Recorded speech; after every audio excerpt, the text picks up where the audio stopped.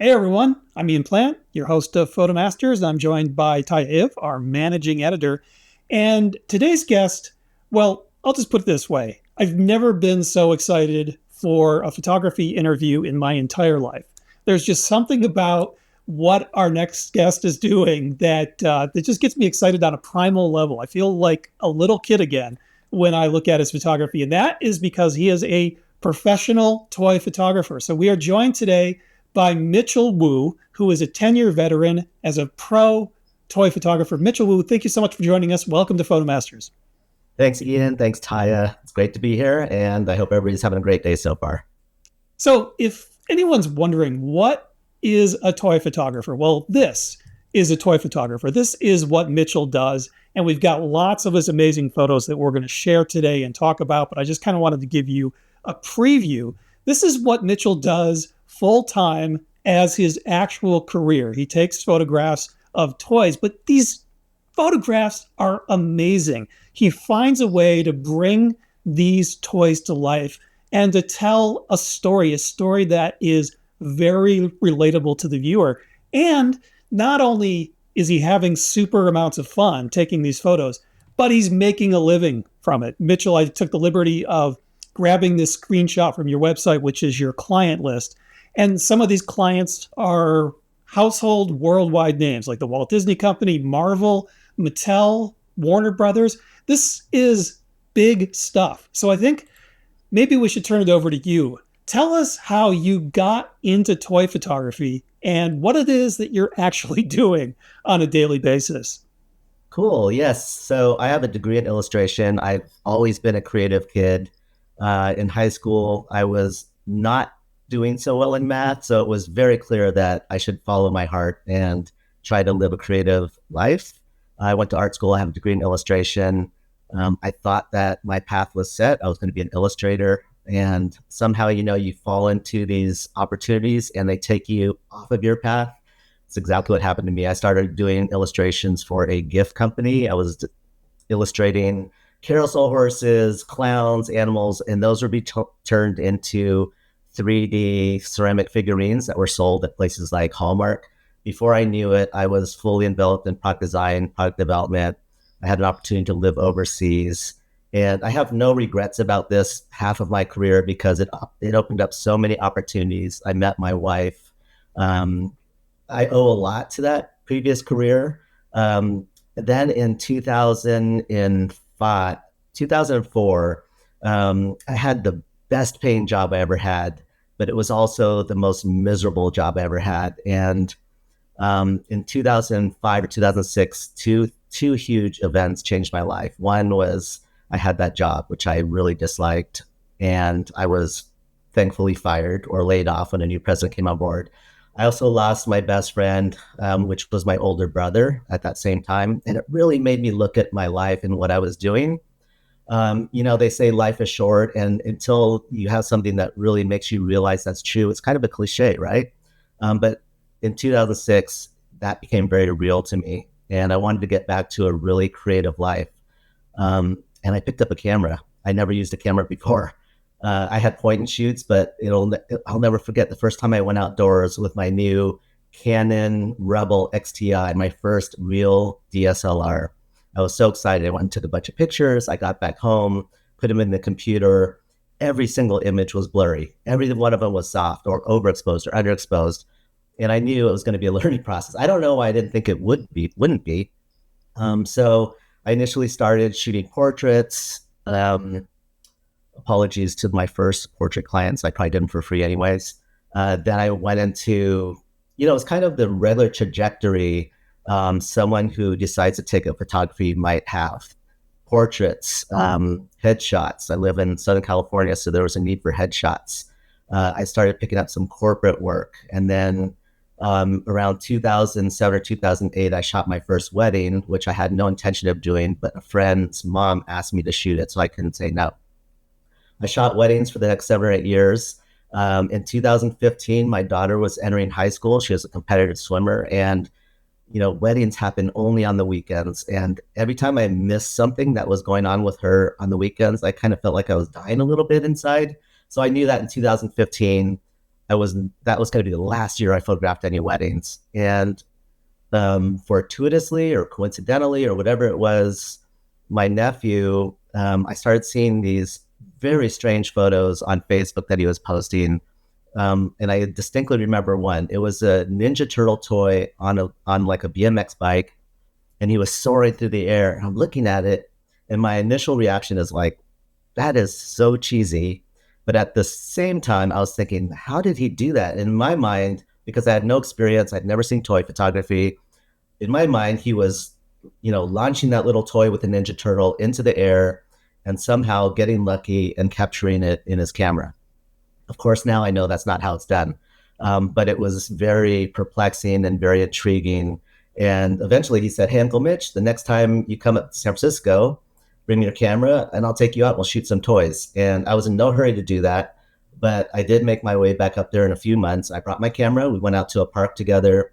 I had I had really no toys, no toys. So, but I had camera gear. So he lent me some of his toys, specifically a couple of action figures from Star Wars, and I put them in the crook of a tree and set them up, kind of posed them, and I took the photo. And from that second that I clicked the shutter on that image, I knew what I was going to do. I knew weddings were out, and all I was going to focus on was toy photography. It was an extremely impactful moment, and tomorrow, I believe, is the 10-year anniversary of when I took that very photo.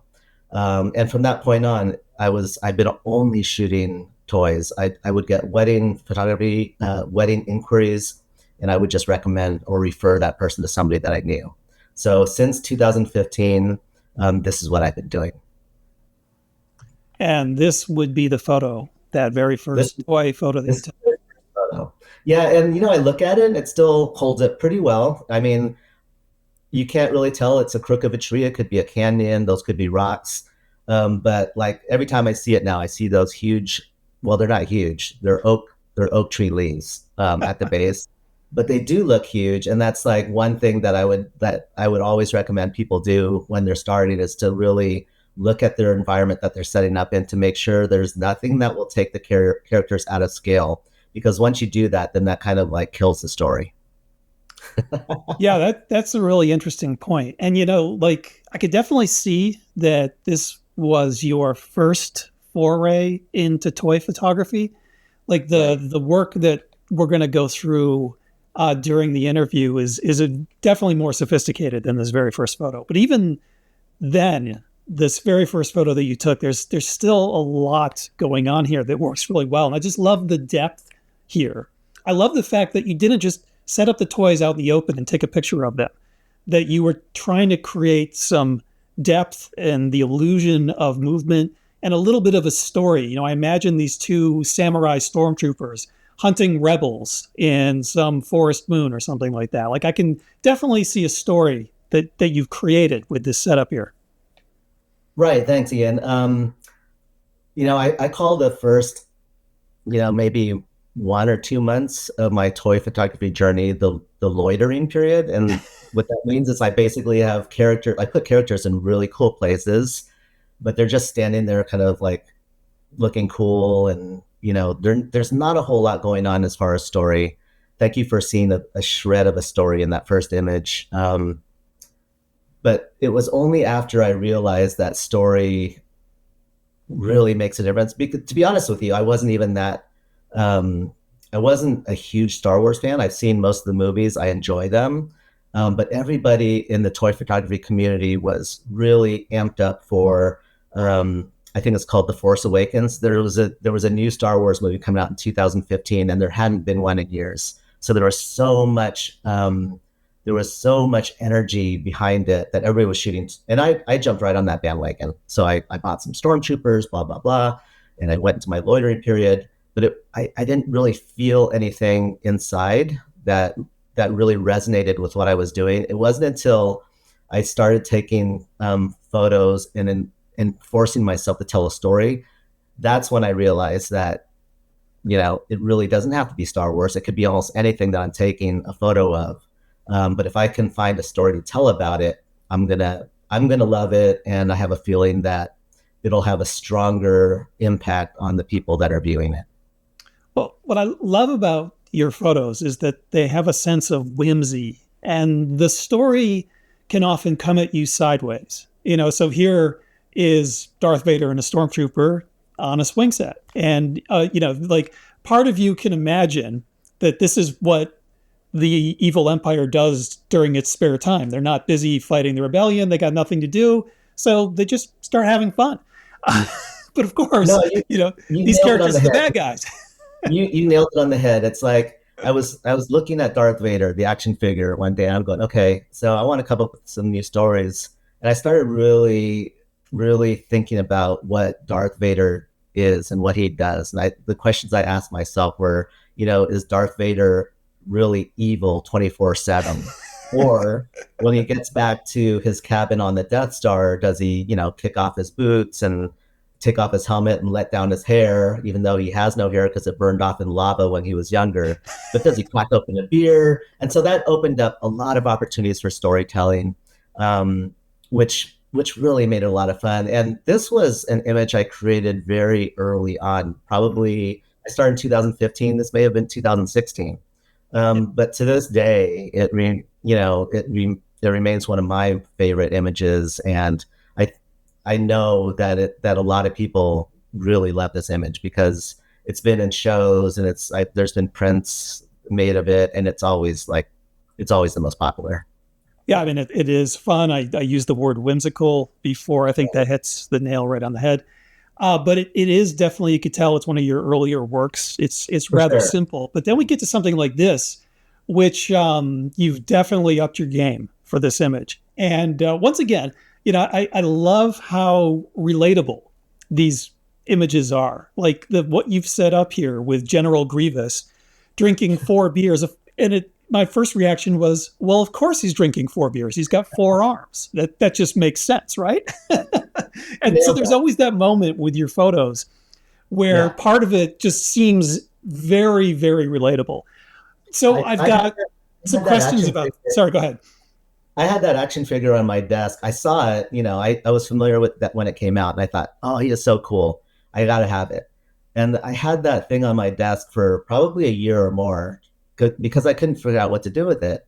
I thinking, well, he's super cool with 4 lightsabers, but that's from the movie, obviously. And so I just started thinking what you just said. What would I do if I had 4 arms? And that's exactly where that came from, the beers. Well, so I have to ask this question. Does the toy manufacturer make a stormtrooper picnic set that comes with all of this, or did you have to go out and separately find a tiny grill with tiny corn on the cob and tiny beers?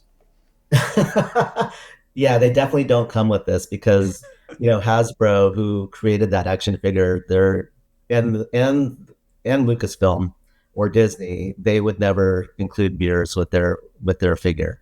Um, so I actually, you could go onto eBay or Amazon and you could find little props made for action figures. That grill, actually, I was in Hobby Lobby during the holidays or before the holidays, and that was one of the ornaments that they had on display. So I picked that one up. Of course, it worked, and it scaled perfectly with those. They're 6-inch action figures, 1/12 scale. But yeah, everything's put together. And for the smoke, I forget what I used. I In the old days, before I had any like mini smoke machines, I would just light a stick or a piece of paper on fire, put it in the position where I want the smoke coming from, blow it out, and then quickly remove that whatever was burning, and I would be essentially left with that. So it was either that or it was from a mini smoke machine. That Yeah. I just love this photo. It's absolutely amazing. And here's another photo that recognizable characters. This is Olive Oil and Baby Popeye, and we're going to take a peek behind the scenes here to see how elaborate a lot of these setups are. So maybe you can just tell us a little bit about the setup and how you are suspending these characters seemingly in midair. Yeah, it's toy photography is really cool because you can do a lot with not very much, but in this case it's a little more complex because there's that beautiful uh the beautiful diorama of the apartment building. And then actually to have Sweet Pea, he was an adventurous little kid, so it wouldn't be surprising to find him out on a power line like that, like falling across to the other side. And so I like to say that with toy photography, there's always the creativity and the storytelling, but a huge percentage of it is also problem solving, because once you have the idea, you have to figure out a way to bring that to life, so to speak. And so I use a lot of wires. Anytime a character is flying or suspended in the midair, we're defying gravity, there's always going to be a wire involved. So those are things that always need to be removed in post, but it's really the only way for me to do it practically. So yeah, you can see how I have those little goosenecks with the little clips on the end. I have like a billion of those things because I use them on almost every shoot that I have, because invariably something needs to be supported. But yeah, it was as simple as finding a wire that kind of looked like it could be a power line, and supporting it with that gooseneck and the clip. And that's basically it. And then it's just a matter of like, posing is so important.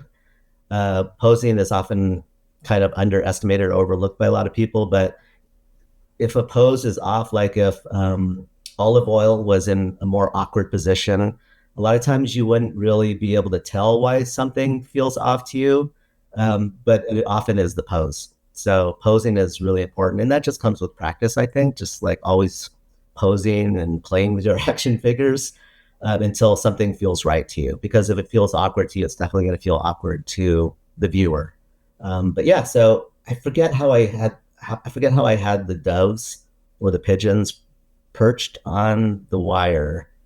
They, can you go back to that behind the scenes again? Maybe they're not there yet. Yeah, conveniently not there. But I probably used wires to prop them up as well, and then removed it. Got it. I think I remember how I did it. I put each dove on a little wire, and then I held it in place and shot it, and then moved it and put it on another one. That's exactly how I did it. So, I tell people that when you're photographing subjects, it is a good idea to kind of get to know something about your subject, whether it's doing portraiture or wildlife or even landscape, kind of learning to understand the rhythm of the subject or the story that the subject needs to tell is important. And so it seems to me that with your toy photography, that's also important. You need to know something about the characters that are represented by the toys to show them doing something that they would naturally do, like Sweet Pea being precocious and going out on a wire, or to show them doing something that is definitely against character. Oh, So do you have to yeah. do a lot of research, or do you just play with a lot of toys and know these characters? It's both. It depends on the toys that I personally will get for myself are toys that I have an affinity for. Like Popeye, I grew up watching Popeye, the cartoons on TV, and Popeye was definitely my favorite cartoon. I had others that I loved too, but Popeye was definitely by far the favorite. And so when I found the company, they're called Boss Fight Studio, when I found out they were coming out with this line of Popeye characters that were true to the early comics, I actually approached them, and that's how the relationship formed. And they have so many toys beyond Popeye, but Popeye was one that I really was drawn to and was waiting for. There'd been other Popeye figurines that had come out, or toys, and they were done in different styles, and they just weren't for me. They were amazing, but not for me, because for me, a lot of it is about nostalgia. So Popeye is definitely nostalgic. On the announcement about this interview, you used "Where the Wild Things Are," an image that I did. And I shot a lot of wild things too. I got the toys on the secondary market because when my daughter was younger, at least once a week, we would sit down before she went to bed and I'd read her that story. And so I have really fond memories of that book. So nostalgia drives a lot of my work, especially my personal work. Now, when it comes to client work, they may give me a toy that I have, like maybe it's from a video game, and I don't play a lot of video games. So there's definitely research that has to go into something like that. So it's a mix of both, for sure. I think this photo illustrates once again what I was talking about earlier, how in some way all of your photos make sense. They're relatable. Like, of course, skeletons would be interested in calcium pills. And so, I mean, I like to say that the best photographs come at you sideways. Like it takes a moment to think about it before it clicks into place, and you're like, oh, I get it. And that's what happened when I looked at this photo. You know, first I was like, what's going on here? It took me a moment to figure it out, but then once it clicked into place, I was like, oh, this is brilliant. This is hilarious. And you know, like what I don't even know who these characters are. Yeah. But Yeah. for some reason, it makes sense that one character would be knocking over a glass of milk so the other character could get his chocolate chip cookies wet. So, Thank you. Thank you. You got that. So, because a lot of people read it as like the guy in the motorcycle's name is Duke Kaboom, and he's from Toy Story 4, I think. And this was a campaign I worked on for Disney on that. And the guy on the left, his name is Forky. He's a spork. But yeah, a lot of people think that Duke Kaboom is just being mean and spilling milk on him. But no, you called it right. The milk is clearly going on the chocolate chip cookie. This was a really fun shoot. I love working with liquids because in this case, and in many cases, I consider like the splash or whatever the practical effect is. But in that case, it's the splash. I consider that the third character in this image because it's so integral to the story that I'm telling. But everything here was like set up. There was nothing left to chance except for the liquid. Everything was propped up on wires. Even the cookies on the bottom being jostled by the action of Duke Kaboom.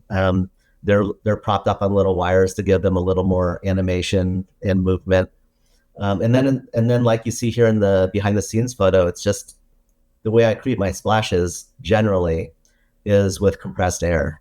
And that milk is not quite milk. It's like a thicker cream. So I'm getting a little better. I feel a splash with more character. But you know, the thing with these kind of splashes and the thing I love about liquids is that they're for the most part unpredictable in what you're going to get. You can control it to some. If you do enough of these things, you know kind of how they're going to react. But still, there's so much out of your control, right? You'll never get the same splash twice.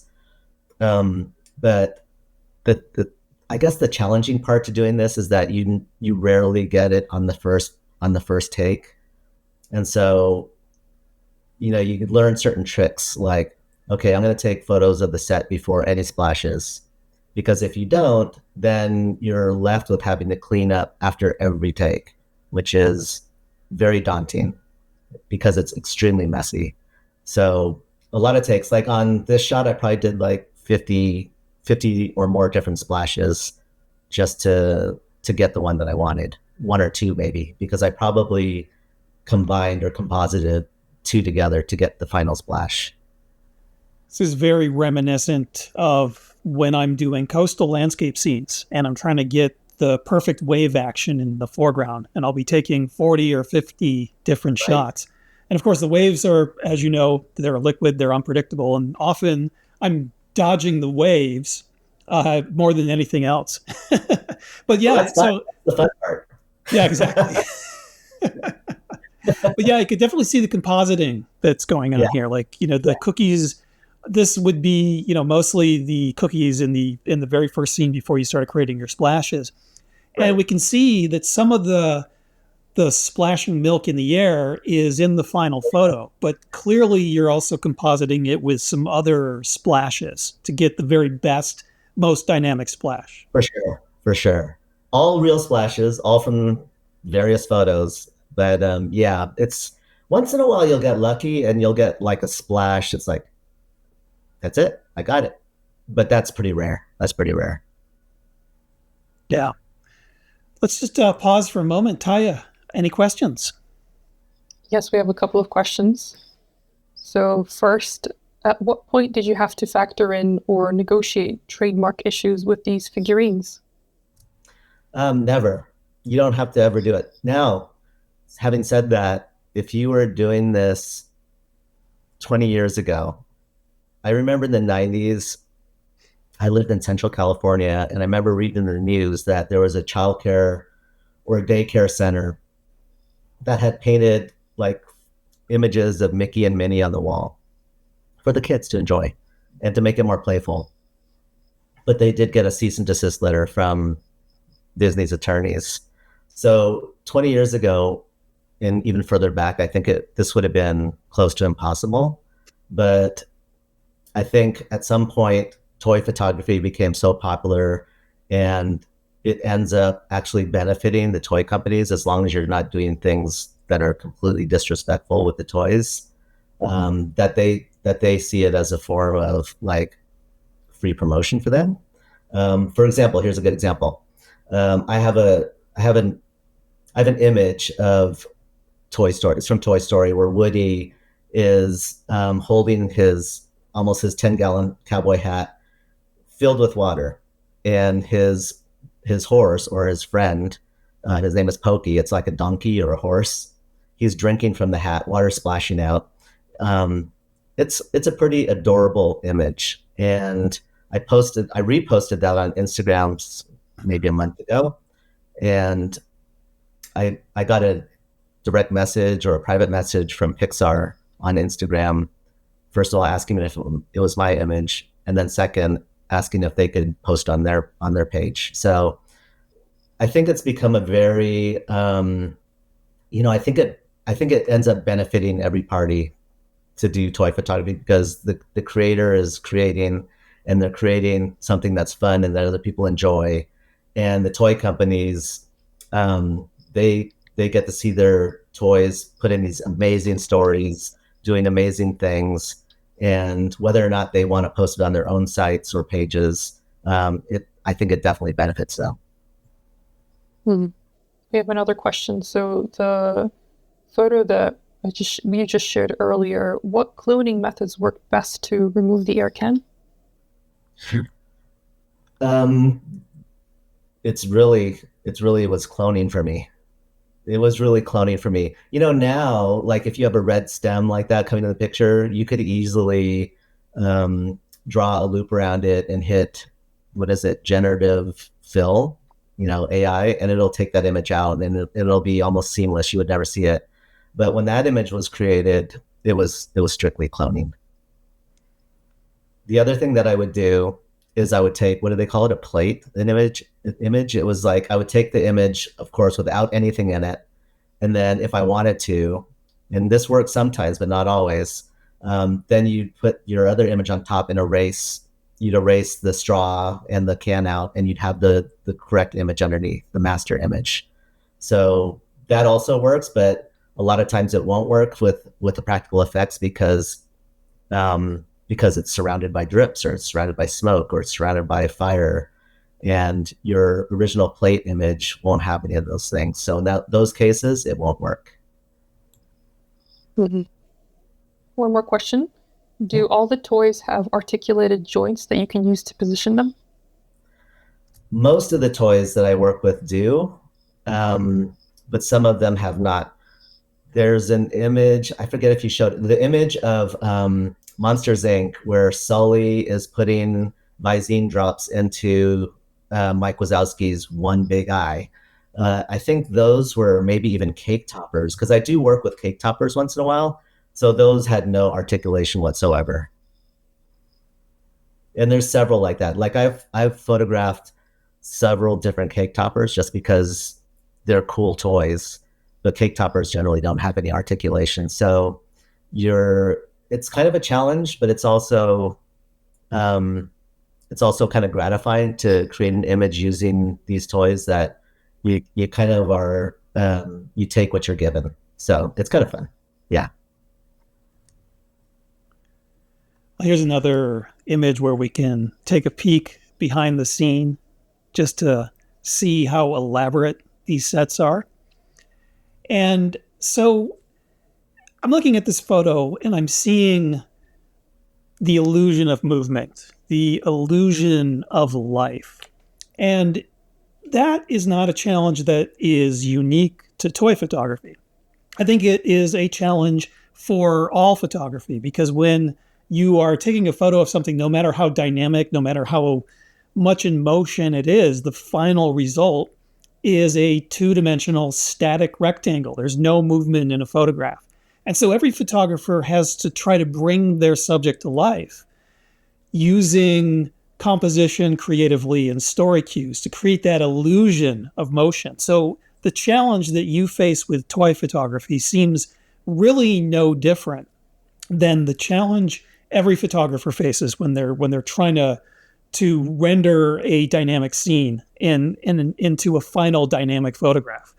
And so when I'm seeing your photos, it seems to me that you've got a few tricks, and so you can comment on what I think is going on, and then you can maybe tell us some more and give your own thoughts on this. But it seems to me that two of the things that you're doing, one, you're using a lot of diagonal angles. Like here, you've definitely got a lot of the toys. They're not horizontal, they're not vertical, they're coming in diagonally. And that just seems to me much more dynamic compositionally. Those are just shapes that appear to have a lot of motion. And the second trick is what I would call the expectation of motion. So human beings, when they see something go up into the air, we pretty much expect it to come back down again. What goes up must come down.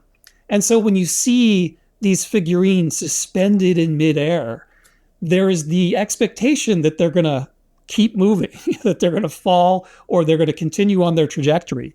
And that helps create the illusion of motion.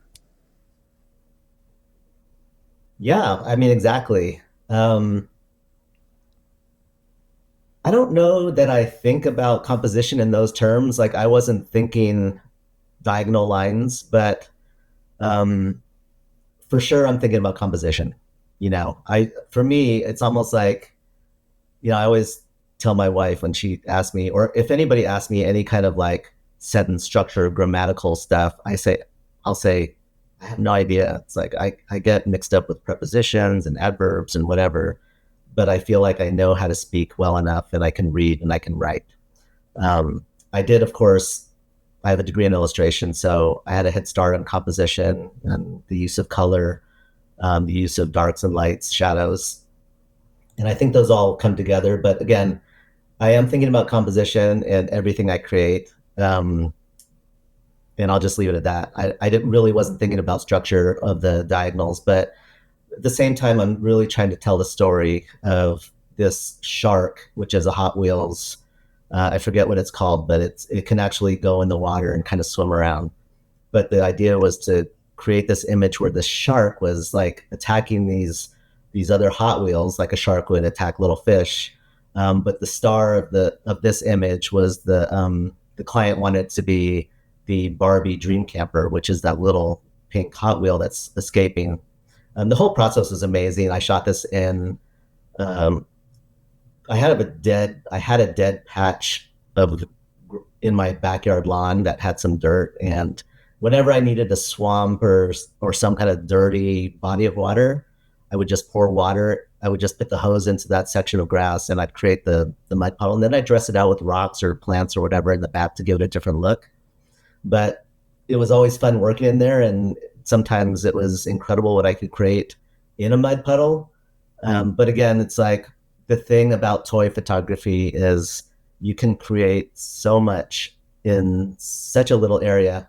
Coming from wedding photography, when I remember, okay, it's time to do the bride and groom and the family portraits, always looking for the spot where I could, where there'd be a great backdrop, where the light was perfect. And then when I went down to like 1/12 scale, which is a 6-inch action figure, the whole world changed in a way that almost everything was an opportunity. Like every place, every nook and cranny could be an opportunity to create an image. But yeah, this was a fun image, and it was for Mattel, from the company that invented that shark, and they just wanted to give it to Mattel as kind of like a thank you and memento.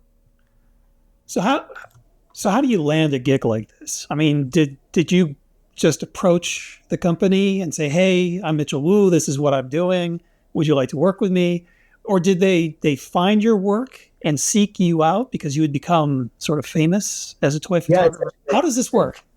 Such a great question. There was a point when I first started, let's see, 2015, like the first few years, I would do what most people would try to do, which is like I put together a portfolio, I shared my work on Instagram, LinkedIn. LinkedIn was probably the game changer as far as social media goes for my actual career. Facebook, but knocking on doors really got me with the exception of one or two clients, really got me nowhere. It got me nowhere. And this is where I feel like taking risks and, identifying opportunities as they come up and going for it is really important.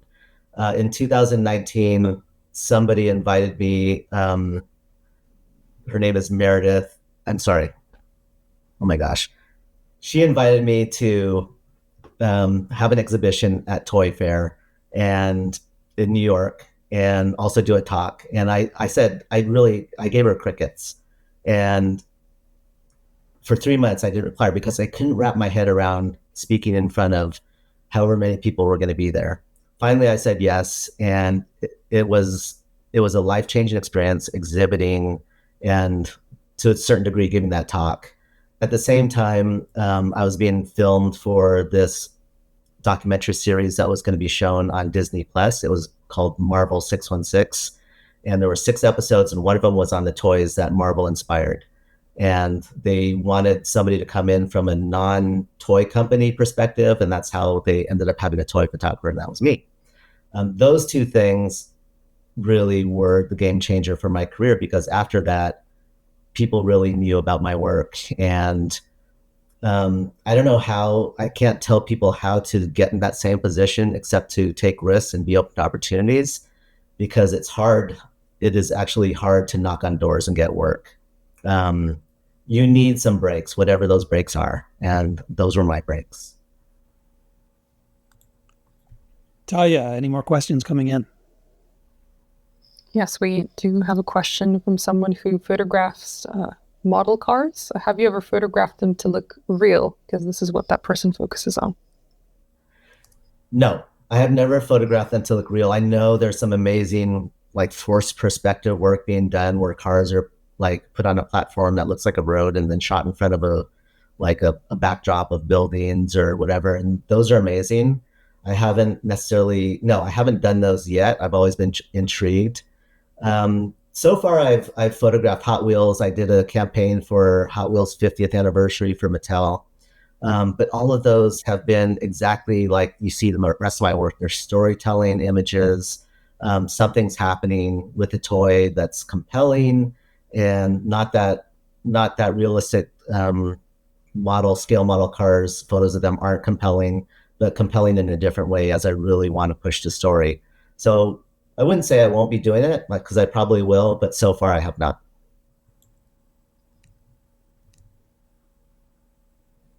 So in this photo, you can see a lot of what I was talking about earlier. It's just the bold use of all of these diagonal lines. And, you talked earlier about the posing to make sure that the posing looks realistic, looks natural. It seems to me like you're trying to avoid that uncanny valley that you hear graphic designers, AI character developers talking about. Like you want, like with toys, I guess you probably want it to look mostly real, but not completely real. And you want to avoid anything that's just going to look odd or unnatural. So, because something that's just going to jar the viewer, stand out. And so, like, what's amazing to me here is how natural these poses look. Especially it's one thing when you're posing a character because they do have the articulated joints, but like the one character that's in the air, sort of half flying, trying to get that pose to avoid looking awkward, to avoid looking uncanny. That must be really challenging. I do remember that one taking quite a while to figure out that pose to where, in my own eyes, it looked natural. But I got there. For me, it's like a big part of it was also the cape, because in the hat, the cape has it flows, and trying to figure out like what that cape would look like in the position of somebody being thrown off their horse. That took a while to get to as well. But I feel like in the end, and you're absolutely right about trying to make toys look realistic, because that's never really my goal. There's a lot of toy photography out there, and it's great. They're really amazing photos. But when you go on, it's like I'm thinking, is this is this a still from a film? That should be a compliment. Or what is it? And there was some question at one time about whether like joints and seam lines in the plastic should be photoshopped out. But for me personally, and just for me, I feel like I'm doing toy photography, and toy is at least 50% of that equation. So I never tried to hide the fact that they're toys. I tried it, like you were saying. I do try to nail the poses, but in the end, I want to highlight that these are toys and that they're really cool toys at that. So never a goal to try to get too realistic with these. Yeah, and this behind the scenes look shows how elaborate this is. You've actually got wires propping up the cape to give it that illusion of being, someone falling in the air with the cape billowing behind them. So I think that's really spectacular. Okay, And I just felt bad about forgetting the one lady who changed my life. Her name is Marion, and she was like one of the leads at the Toy Association in New York. And I'm so grateful for her giving me the opportunity. I was just, while we were talking and how things work, it came back to me. So thank you. well, it's amazing how these things happen. These random encounters, Yes. and it has a huge impact on your career, on your art. And for me personally, I'm not really a people person. I'm more of an introvert than an extrovert, and so I find it difficult making those connections with people. But when you do, it's amazing how many doors they can open up, or how it can really change the way you think about things and the way you do things. And so I personally try to be as open as I can, which can be a challenge for me sometimes. And at least artistically, I tell people that you should photograph what's offered to you. That, if you're going on a trip, going somewhere, whatever it is you encounter, you should be trying to photograph it. You should be just keeping yourself open to the possibilities. And I think that's good artistically, but I also think it's good personally. Right. Yeah, no, absolutely. Yeah, I'm with you. I'm not an extrovert. I do try to put myself out there. For example, doing this with you, just because I think it's fun, and it's a chance to expose more people to the fun of toy photography, because it's so easy to do. People can just go out with their cell phone, grab a toy, hopefully one that they're from their childhood, or one that they still love that they could pick up at the dollar store or something, and just go shoot some toys, because it's a way to, I think you'd agree that when you hit a creative block of any kind, trying to mix things up can really like open your eyes to different ways of seeing things. And for me, having gone from shooting people, whether it's portraits or weddings, to still shooting people, but they're made out of plastic and they're 6 inches tall, that really can really play with your creativity in a good way. So take chances. Yeah, absolutely. Absolutely. I'm always telling people the benefits of trying different types of art, Right. crossing over, learning new lessons, learning new ways of seeing. And I mean, I gotta admit that there's a very big part of me that's very inspired to go out and buy some toys and do some photography. You should. But the other part of me is very realistic, knows that there's no way I'm going to do anything that's anywhere near as good as yours. So there's probably But no point in that's the wrong attitude, Ian. doing it. It's not about being as good as the next person. It's about seeing what you can do and just having fun. You know? Absolutely. Yeah. And how can you not have fun if you get some toys and just start playing around with them? It's fun. Well, these behind the scenes images show just how much fun you are often having. You're out there splashing around in the water with these toys. And so the progression of these images showing how you created what is now going to be revealed as the final photograph. Tell us a little bit about this process and what this image was made for. Yes, this was for NBC Universal. For they have a program called Jurassic World. It's an ongoing program where they commission artists to come in, toy photographers, to create an image for them. But it's not just an image; it's an entire episode. So, as you know, I would usually photograph my images in water, in a mud puddle in my backyard or on my stone patio. But the problem with the stone patio is that at most it's a 16th of an inch deep of water. And what I had in mind for this is what you see here, where the Spinosaurus is in the water, the poor stegosaurus on the rock was looking for a place to drink, and he found out that it's not just water he's gonna be having. It's gonna be the bite of a Spinosaurus. So my wife and I ended up driving to a river about 90 minutes from here, from where my studio is, and we had previously found this beautiful river on a hike, and I immediately thought it would be cool to shoot here, and this was a perfect opportunity to do so. The first day was spent scouting and seeing how the toys reacted in the water. I had no idea if they'd float or if they'd stay down on the bottom. I wanted to find a location and try and work out as much as possible. And then the next day we came out and I shot. I'm there in my jeans and my tennis shoes, and we were knee deep in water for a good half a day, my wife included, because she was doing the video, because it's really for their YouTube channel, which is where it lives. But it's the whole process of telling a story of how this is how the whole image came to be, from setup to the practical effects to the final image, just what you showed in the still photos. But it was an incredible experience. I just finished my second episode for them, which just went live on their Jurassic World YouTube channel. This time I shot it in my backyard. Really, going out to this river was amazing. It was like, not only was I at the set taking photos, we were actually in the set because we were in the river, and hearing the motion of the water, seeing the current and the leaves floating by. It was really impactful.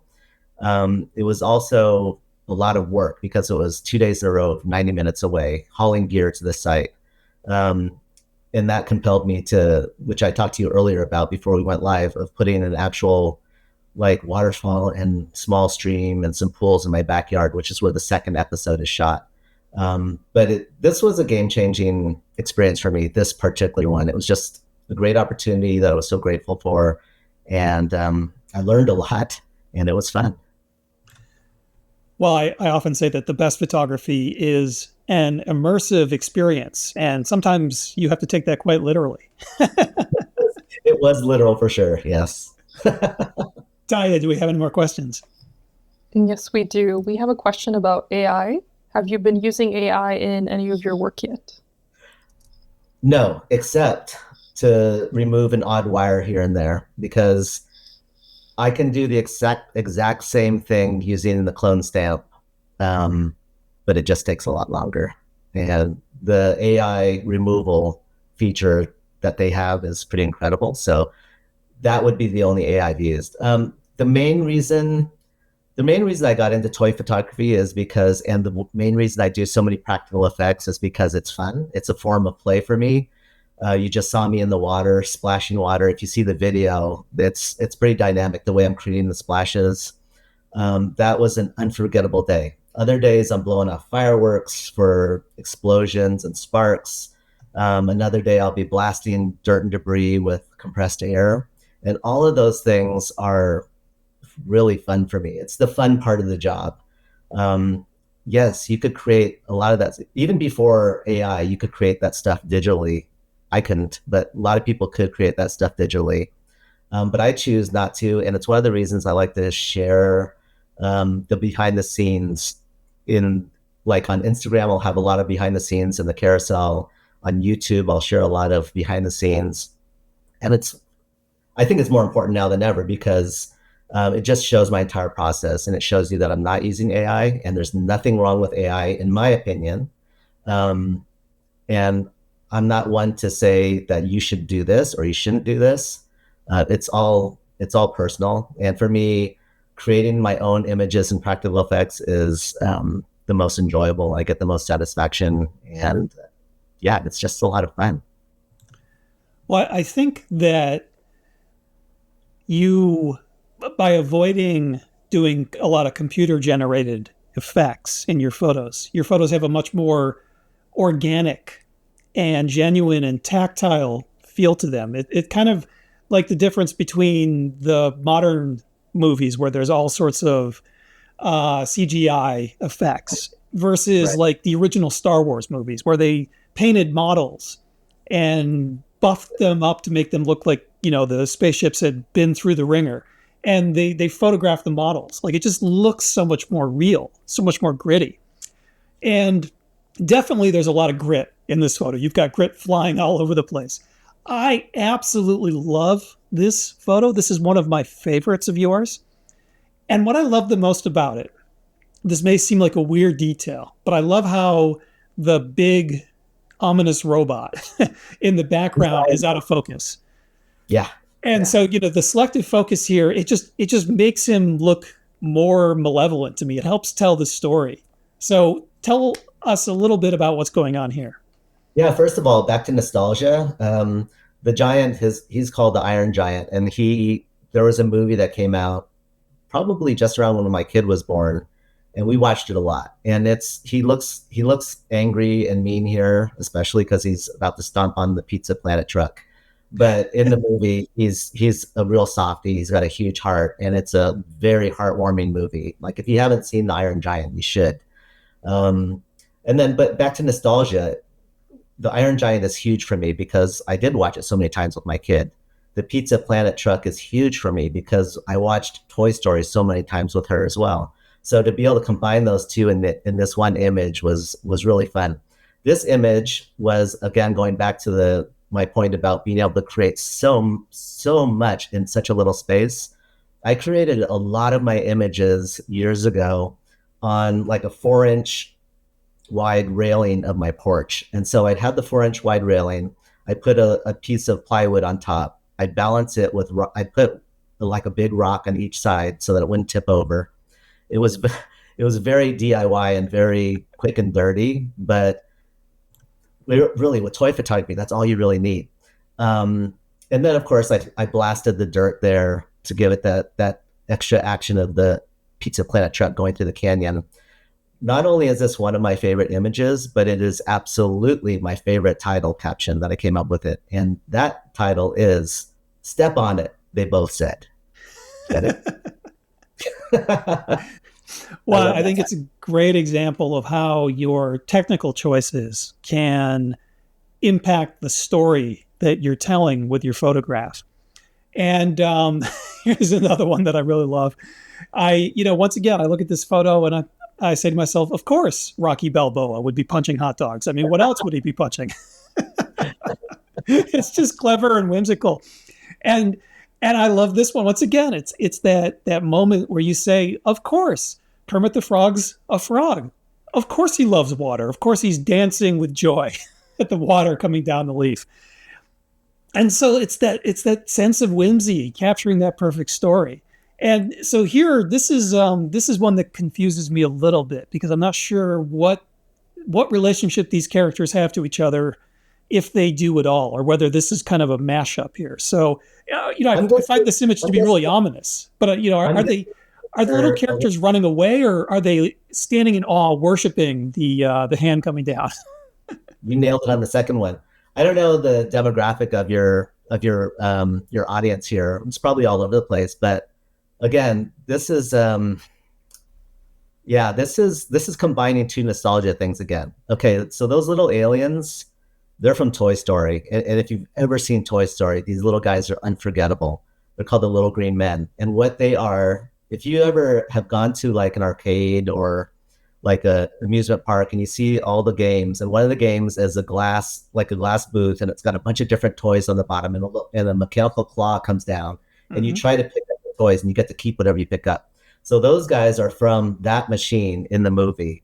But what they see is when they see that silver claw or the mechanical claw coming down, they all think it's a god coming to bring them out, and they say, "The claw," and they're all pointing up at it. So I was just thinking about that line, and then I thought, okay, it's a claw. This claw is from the Rancor, which is one of the, like a really well-known movie monster from one of the Star Wars movies. And so I just held the Rancor claw down, added some spray, cloudy stuff, and that's the image you see right there. And so the title of this is The Claw, because that's what they say. And you're right, it is. Whenever I look at this image, I feel it's kind of like an adorable nightmare, because it is ominous, but it is also adorable because of those little aliens. I love that. Adorable nightmare. I'm going to use that from now on. I'm going to find a way to work that into a sentence in the next week. And, the great thing about telling a story with your photographs is that you don't need to force the viewer to see the story you want them to. As long as they are telling their own story, whether they get the right story or the wrong story, it doesn't matter. They're connected with the photograph. I mean, I can't tear my eyes away from this because I'm trying to figure out what's going on. Very clever photo. And so, when I first saw this photo, my first reaction very quickly was, this is not as good as his other toy photos, until I paused for a moment. And once again, I had to think about it. It came at me sideways. And I said, aha, I see what's really special about this. Look at the reflection. The reflection is a real horse. And then I realized, oh, wow, this is really brilliant. This is very clever. It's a great story. So how did you achieve this effect? It's quite simple. I'm on my patio, which is where I created most of my images that had some kind of water involved.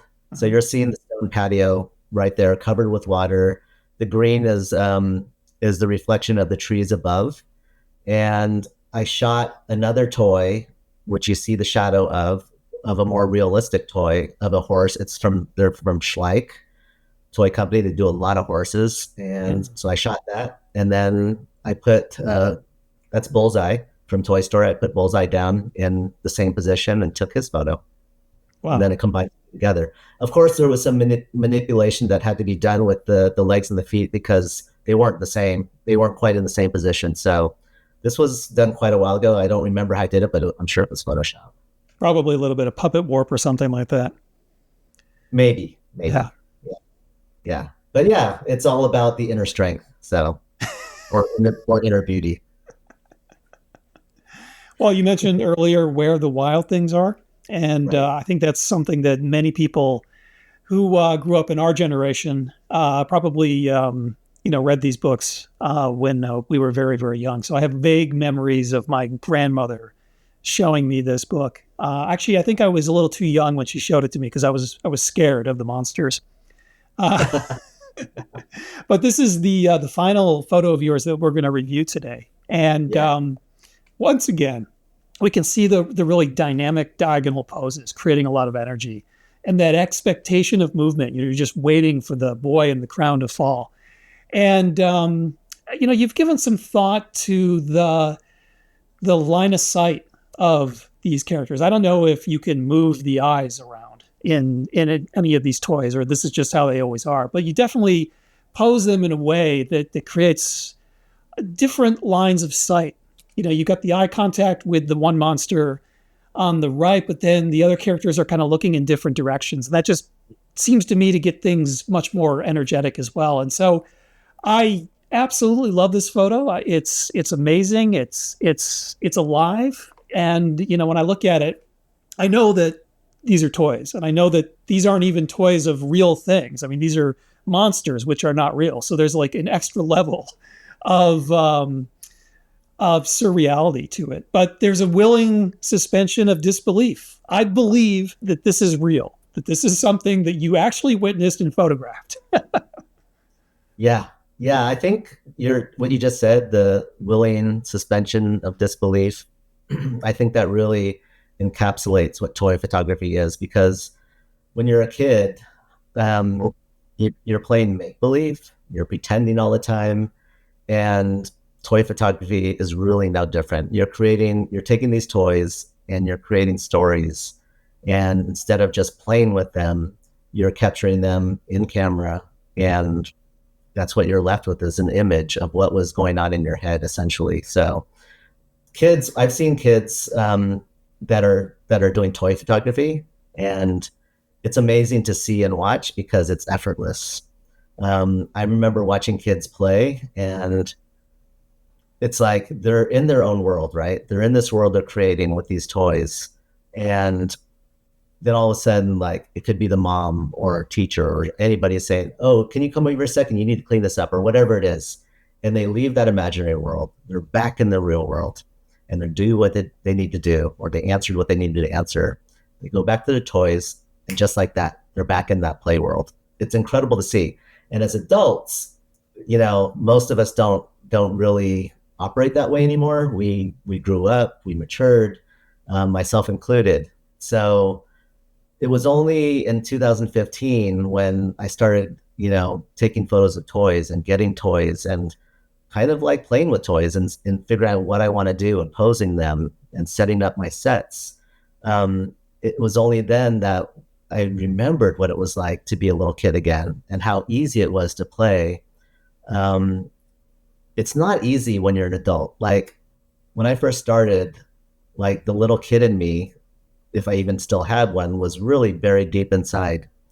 But when I started doing more and more toy photography, it was easier to bring that little kid out, and it's still very easy. All I have to do is get some toys and start imagining and in my mind playing and figuring out what I want to do. So it's an incredible art form in that respect, that it reintroduces your older self to play. And the toys, I have to say, from when I grew up, the toys were pretty basic. They didn't, like, I remember my so-called action figure, his name was Major Matson, and he's from Mattel. He's more of a rubbery material, but he looks like an astronaut. And instead of like articulated joints, he has wire inside of his arms and legs. And so you could bend the arms and legs. But the problem was, if you played with Major Matson as much as any kid would do, eventually those wires would snap like any wire will do if you keep bending it, and they would poke through the rubber of his arm. And then every time you played with them, it would drop lead because it poked you. So toys have come a long way. What the companies are doing with toys now, I mean, I would even say it's mind-blowing what some of them are doing now with the articulation and the decorations and the likenesses of some of the characters. I know that certain toy companies are using like computerized scanning to get to really nail the likenesses of well-known characters, like if they're actors, and if it's like Iron Man or Batman or anybody, and or if it's the Joker, or if it's somebody with a real face, they have the scans and they can create almost exact likenesses. So yeah, toys have come a long way. Well, activating that inner child, I love thinking about it that way. And in a sense, all photography, whether it's toy photography or any other type of photography, is exploring that imaginary world, that play world, and finding a way to bring it to life. Mitchel Wu, this has been a fantastic interview. I've had a great time. I have just loved looking at your work and learning the stories behind the photos. Thank you so much for joining us today. I appreciate it, Ian. Thank you so much. Thanks for manning the questions. And yeah, it's been fun. Like I was telling you, I haven't done one of these in quite a while, so it's refreshing. And but I have to correct you on one thing, Ian. You said that our generation for the Wild Things. I have to correct you. We're not the same generation, are we? You're more like the generation.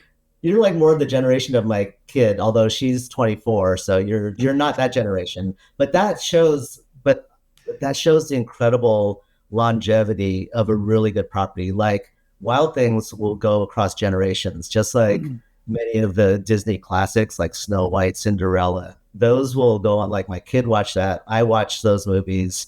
My kid's kid or whoever, like future generations will watch those movies. So there are certain properties that are just multi-generational. Well, yeah. Mitchell, I suspect I'm a lot closer to your generation than you think I am. Yeah, we'll leave it at that. Well, no, I'm just gonna. We're gonna air it out. How old are you? 63. Okay, I'm 10 years behind you. I'm 53. I guess that qualifies as the same generation. Yeah, kind of close. We're close. But the key, the reason why we both look so young, is because we never grew up. It's true. And I think guys in general don't grow up, but I think doing something that you love, like photography for us, really does help. It really does help, Definitely, it keeps you young. Yeah. Yeah. And it's like I've had other jobs, like that one job I told you that got me into photography where I was completely miserable. If I hadn't stayed at a job like that, I would have aged a lot quicker for sure. Yeah. Well, here's to being like Peter Pan and never actually growing up. Mitchell, thank you so much for joining us. And thank you all of the people who joined us live and the people who will be watching the replay video afterwards. Been great connecting with you all. And Mitchell, we hope to have you on again sometime. Thanks so much. Yeah. Bye-bye. I appreciate everybody. Thank you.